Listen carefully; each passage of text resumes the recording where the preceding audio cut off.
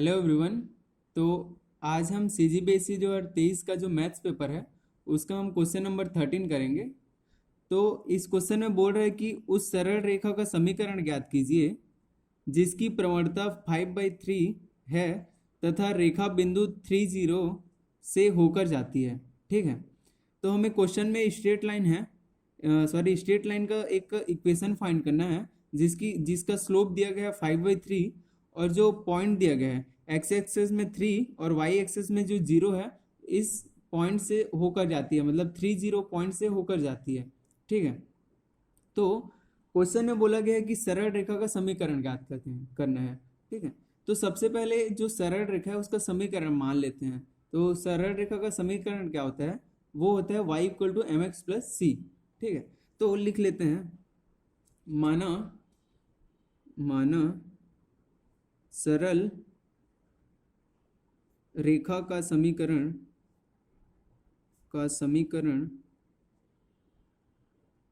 सरल रेखा का समीकरण क्या होता है? y = mx + c। ठीक है, y = mx + c है। अब देखते हैं, अब जो यहाँ पास m होता है वो होता है स्लोप मतलब प्रवणता, और जो ये c होता है वो अंतःखंड मतलब y एक्सेस में जिस पॉइंट पर कट करता है। ठीक है, तो अब देखें तो यहाँ पर क्या आ जाएगा? प्रवणता के लिए क्या हो जाएगा? जो m है वो हमें क्वेश्चन में ही दिया गया है, तो प्रश्नानुसार लिखेंगे। प्रश्नानुसार जो m है वो क्वेश्चन में दिया गया है। कितना दिया गया है? प्रवणता m = 5/3। ये होता है प्रवणता। प्रवणता की वैल्यू दी गई है 5/3। अब हम इसको क्या करते हैं, जो 5/3 है उसको y = mx + c में पुट कर देते हैं। ठीक है, वैल्यू पुट कर देते हैं m की। तो क्या आ जाएगी? रेखा की प्रवणता क्या आ जाएगी? सरल रेखा की प्रवणता ये जो दी गई है y = mx + c, तो यहाँ से आ जाएगा हमारा सरल रेखा का समीकरण क्या आ जाएगा? रेखा का समीकरण सरल रेखा का समीकरण क्या होता है? y = mx + c। अब m की वैल्यू रखते हैं 5/3 x + c, तो ये आ गया y। ठीक है, तो अब ये 3 को दोनों साइड मतलब ये 5/3 है उसको हम सिंप्लीफाई करेंगे तो ये आ जाएगा 3y = 5x + 3c। ठीक है, तो ये आ गया हमारा सरल रेखा का समीकरण। लेकिन अगर इसमें हम देखें तो ये जो c है, c की वैल्यू हमें नहीं पता है, तो c की वैल्यू निकालने के लिए क्या करना पड़ेगा हमें? वो है जो पॉइंट दिया गया है उसको हम, जो अभी इक्वेशन निकला गया है जो पॉइंट है 30 है ना, ये 30 पॉइंट है, उसको हम जो इक्वेशन निकाले हैं 3y = 5x + 3c, इसमें हम पुट करेंगे तो जो c की वैल्यू है वो हमें निकल जाएगी।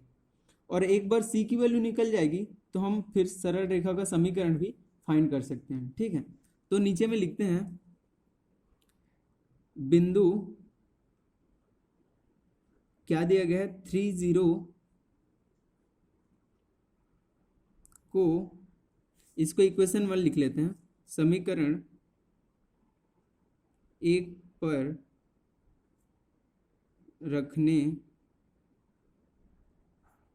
पर। ठीक है, अब देखते हैं जो समीकरण 30 है उसको हम इक्वेशन 1 में रखेंगे तो c की वैल्यू क्या आएगी। ठीक है, तो देखें 3y = 5x + 3c, ये जो इक्वेशन दिया गया है उसको लिख लिए।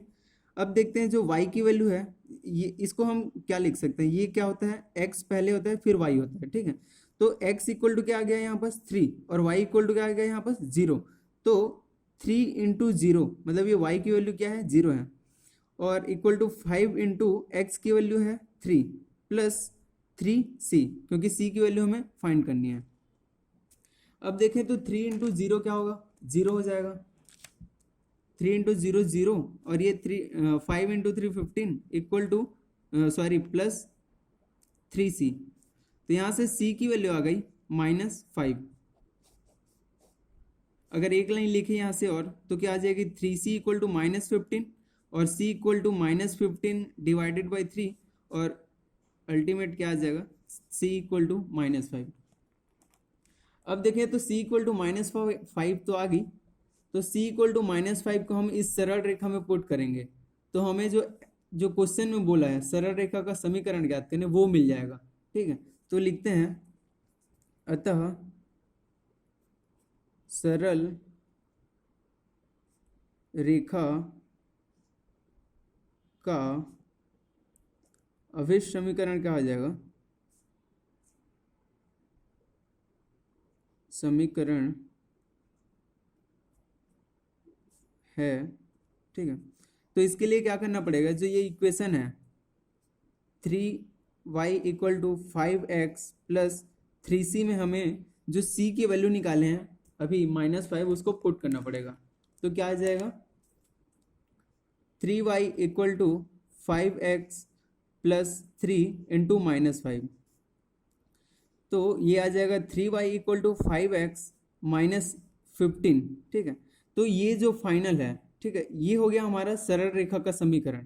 तो इसको और भी थोड़ा अरेंज करके लिख लेते हैं 3y minus 5x minus 15 equal to 0, या क्या लिख सकते हैं x को पहले लिख लें, तो ये आ जाएगा 5x minus 3y plus 15 equal to 0। अब तुम लोग बोलोगे कि यहाँ पर -5 क्यों नहीं लिखे, तो हम लोग यहाँ से ये जो माइनस है उसको कॉमन निकाल के इक्वल टू 0 के साइड भेज दिए। ठीक है, तो ये आ गया 5x minus 3y equal to plus 15 equal to 0। तो ये जो लास्ट में समीकरण बचा है, समीकरण बना है, यही है वो स्ट्रेट लाइन का समीकरण। अतः तो एक लाइन नीचे में लिख लेंगे, अतः सरल रेखा का समीकरण क्या हो जाएगा 5x minus 3y plus 15 equal to 0 होगा। ठीक है, तो ये था जो क्वेश्चन नंबर 13 पूछा गया था उसका सॉल्यूशन। आई होप वीडियो अच्छा लगा होगा। Thank you everyone.